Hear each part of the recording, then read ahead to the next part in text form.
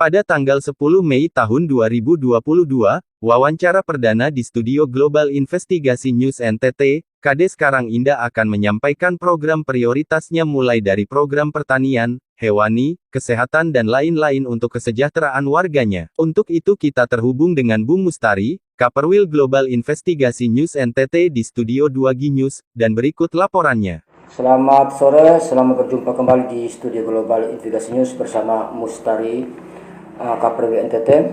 Baik, hari ini di studio kami kedatangan beliau dari Karangindah, kepala desa yang baru dilantik untuk memaparkan terkait perkembangan dan kemajuan desa dan program ke depan. Baik, kepala desa, terima kasih atas kehadiran Bapak di studio kami. Kami ingin menanyakan terkait kira-kira program Bapak ke depan desa Bapak sehingga desa Bapak lebih maju.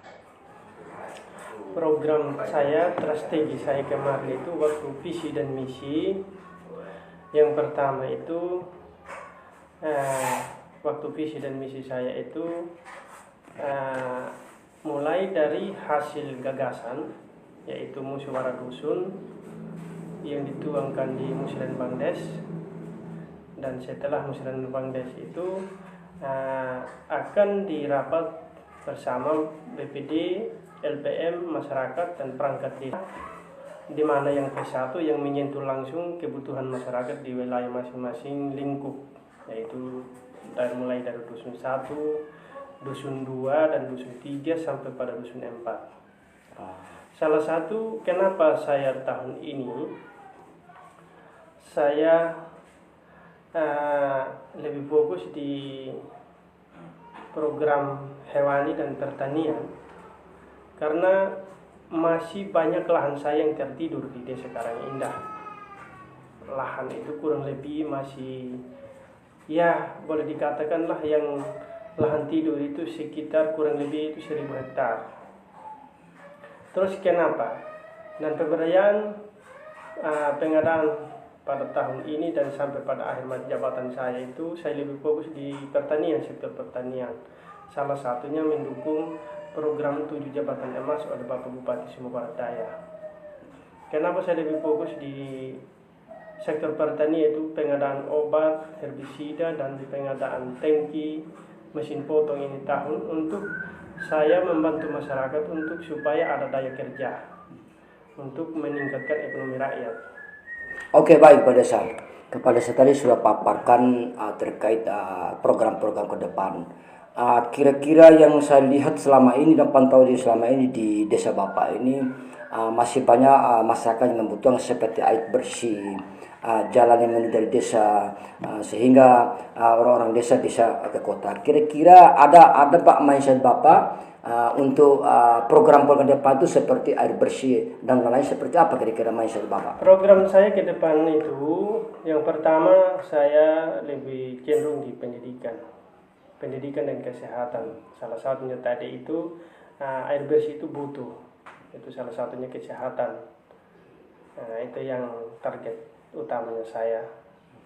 Terus yang berikut, pengadaan ternak sapi selama saya jabat sekarang. Untuk tahun ini sekarang kan ada 15 ekor, sampai pengadaan 15 ekor sapi dan sampai pada tahun seterusnya.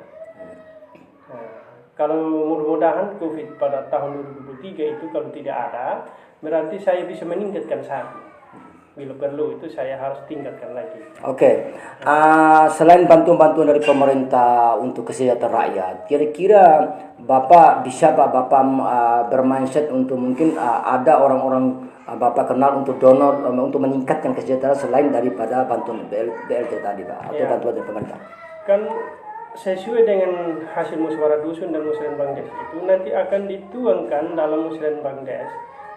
Pada saat musyawarah Cap itu menjadi usulan macam buka aplikasi Sipda di Bapeda itu kan, ya itu yang kita usul, seperti apa-apa macam rumah layak huni, yang bantuan-bantuan macam pengadaan ternak dan lain-lain itu kan sangat tergantung usulan desa. Sehingga nanti dalam pembuatan proposal yang kita buat dari desa, baik kelompok masyarakat dari desa, atau yang kita buat ini proposal ini kita kasih di dinas terkait, ya tergantung dari dinas terkait di Sumba Barat Daya yang apa yang kita usulkan dari masing-masing usulan itu tergantung memungkinkan dana, dan dari mereka ada perhatian dari pemerintah daerah, ya bisa mereka untuk kondisikan. Oke Bapak, terakhir Bapak, Bapak tadi sudah paparkan semua terkait program-program untuk rakyat, dan hanya salah satu ingin saya tanyakan, Pak, program prioritas Bapak itu untuk kesejahteraan itu kira-kira apa program paling prioritas yang dilakukan perencanaan Bapak untuk depan? Program perencanaan saya ke depan itu yang saya bilang tadi, sektor pertanian, hewani, pembangunan rumah layak huni, juga tadi itu air bersih, kesehatan, dan juga pendidikan, mendorong anak sekolah.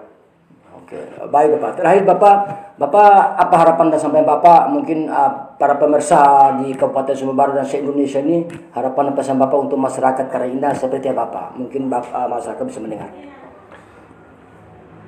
Harapan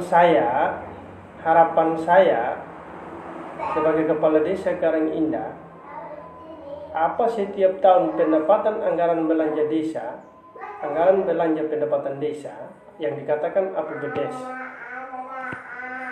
Nah di situ kan ada bidang penyelenggara pemerintahan, bidang pembangunan, bidang pemberdayaan, dan bidang tak terduga. Disitulah yang dicantumkan di anggaran pendapatan macam tahun ini sekarang 2022. Contohnya 1M200 kan lari di COVID itu 500 lebih, berarti yang dikelola kan 700 lebih. 700 lebihnya itu lari di sektor pertanian, lari di peternakan, dan lain-lain itu, sehingga bisa mencukupi dana anggaran pendapatan belanja desa tahun 2022. Kalau 2023 tergantung meningkatnya dana lagi.